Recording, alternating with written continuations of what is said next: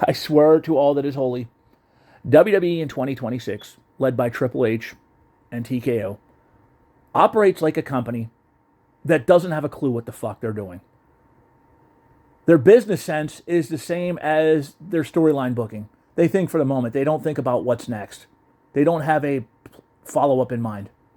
Now, granted, I didn't exactly just drop a hot take. I'm not unearthing some unknown news. We all know this by now. It's well documented. But this latest happening and the latest rumors just have me scratching my head even more so than normal when it comes to decisions this company makes. It was reported by several dirt sheets that Enzo Amore is back in the PC and very likely will be making a return to the company.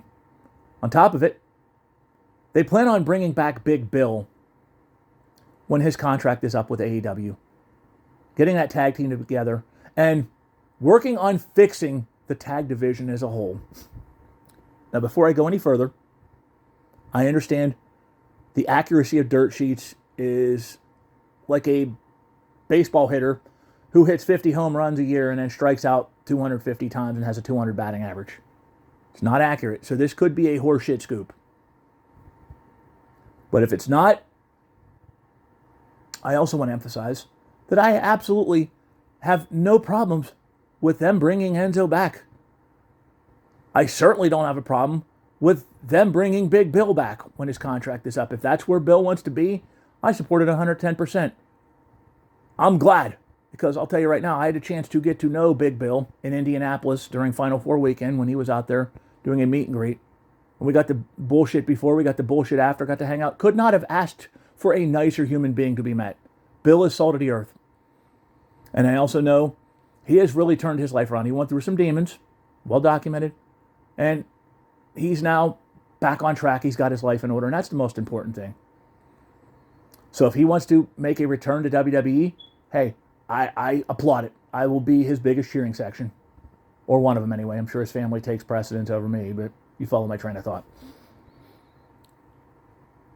Even Enzo, who doesn't exactly have the best reputation in this business, or didn't. Look, if they're bringing him back, great.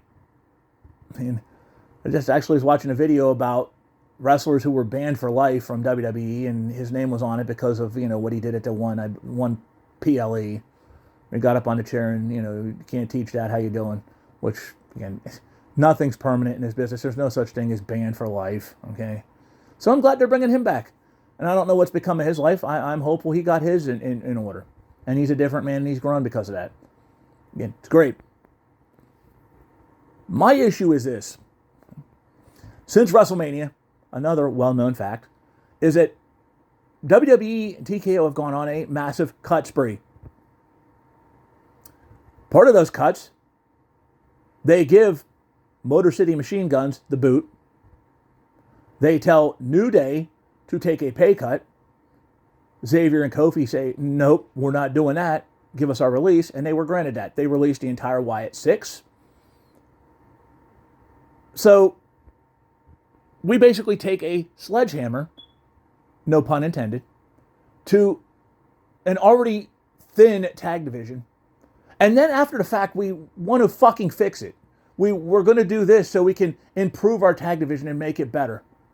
Now, make sense of any of this if you can. Okay? We send a damn good established tag team in the Motor City Machine Guns that we never did jack shit with after their initial push when they won the tag titles right off the bat. Out the door. We tell one of the greatest tag teams in WWE history, and I don't use hyperbole like this. I was around when the tag division was actually a thing with Demolition, the Hart Foundation, the British Bulldogs, the Killer Bees, the Rockers, etc. Okay? I would put New Day and easily put them in the top 10 greatest tag teams of all time in WWE history. You tell those guys, take a pay cut, they say nope, and you kick them out the fucking door per their request. Basically handing Tony Khan 2 more teams to an already stacked tag division. So you made AEW's tag division that much better. And that's not including the Wyatt 6. You're going to sit there and tell me you couldn't put any combination of those 2 guys together and put them in the tag ranks. You couldn't put Eric Rowan with Joe Gacy or Dexter Loomis. You couldn't put Gacy and Loomis together? I mean, it's not like one of those guys doesn't have a diverse history as a tag team guy. Rowan was primarily one with the late Luke Harper, right? Brody Lee. Couldn't put them in the tag ranks? No, we're going to kick them out the fucking door. But now we're going to say a month later, we want to fix our tag division. What are we doing? What the fuck? Like, we want to fix our tag division, but we send 3 packing, including a GOAT team. I'm just lost, man. This company really does not have a clue what they want from one second to the next. And it's scary. It really is. It's frightening. But I do hope they bring, as stated, Big Bill, if he really wants to be there, back. I hope they bring Enzo back. I hope they put that tag team back out there, because once upon a midnight yonder, that team was over. That team, they had magic together. Whether you like them or not, that's cool. That's your prerogative. But they were over as shit. Then they split them up, which is what they've done with tag teams for as long as I can remember, right?